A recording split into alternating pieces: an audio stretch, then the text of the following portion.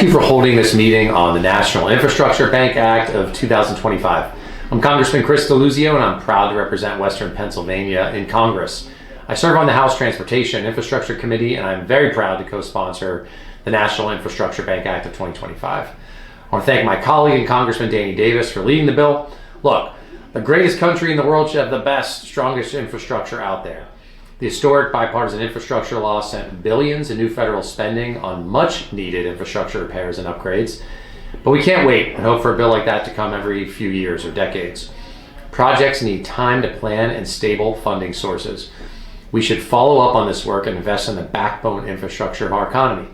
The National Infrastructure Bank would create a $5 trillion public bank to invest in infrastructure projects alone. It would create over 20 million new Davis-Bacon wage jobs across the country.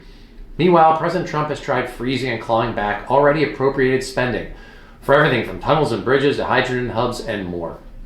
The big ugly bill that passed Congress will impose big cutbacks on Medicaid and SNAP and beyond, deepening the suffering. The building trades called this bill the biggest job-killing bill in the history of our country. The National Infrastructure Bank can help turn things around. It would cost the federal government nothing, and it will allow us to tackle the backlog of accumulated projects and build new 21st century projects. Pennsylvania's infrastructure needs work. A study by a nonprofit research agency found that through 2024, 66% of the state's bridges and almost half of the roads not on the national highway system are either poor or fair condition. The state has billions of needs of updates for drinking water and wastewater systems, and Pennsylvania has 675,000 lead water service lines that ought to be replaced.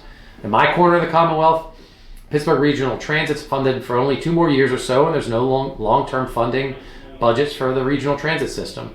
The NIB would finance repair replacement of all these needs and expected to create over 1 million new high-paying jobs in the Commonwealth, and support is growing. Let's keep the momentum going. There's a lot to do. Let's not miss this chance to invest in America's infrastructure. Thank you.